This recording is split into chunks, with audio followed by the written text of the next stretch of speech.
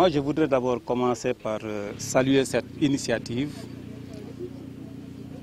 de ENDA avec l'appui de Osiwa pour rencontrer les différents acteurs, que ce soit les collectifs, que ce soit les élus locaux, que ce soit également les investisseurs privés, que ce soit également l'administration territoriale, rencontrer l'ensemble des parties prenantes de la gouvernance foncière pour discuter sur des cas précis. Et les cas précis, c'est quoi?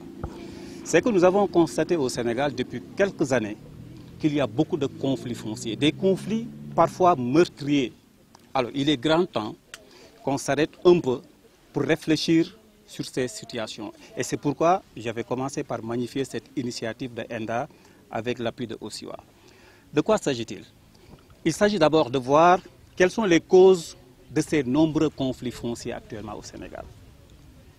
Et dès l'instant que ces conflits commencent à entraîner des morts d'hommes, c'était le moment opportun pour réfléchir sans exclure aucune partie prenante dans cette initiative, dans cette campagne.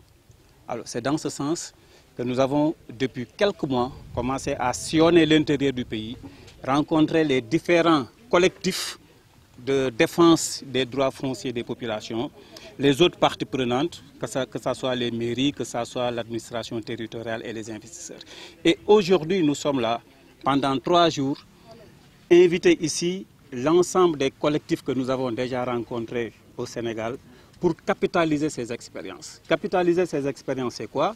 C'est d'abord, il y a certains collectifs qui sont parvenus à faire défendre, à faire respecter, à faire protéger leur patrimoine foncier. Par quels moyens ils vont le partager? Il y a d'autres qui ne sont pas parvenus à protéger leur patrimoine foncier. Pourquoi? Quels ont été les échecs? On est là pour capitaliser ça. Et l'objectif final, c'est quoi? L'objectif final, c'est que tout le monde puisse se retrouver en quiétude. C'est important de préciser. En toute quiétude, que tout le monde puisse se retrouver dans la mise en valeur de leurs terres.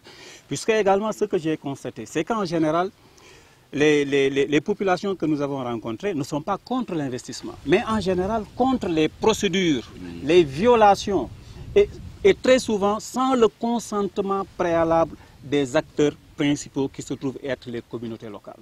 Ce qui est dommage actuellement au Sénégal, c'est qu'on ne peut pas parler de réforme foncière. On n'a même pas un document officiel de réforme foncière actuellement au Sénégal. Le président Macky Sall a mis en place une commission nationale de réforme foncière qui a travaillé, qui a produit un document de politique foncière qui est déposé sur la table du président et jusqu'à présent ce document n'a pas été officiellement validé.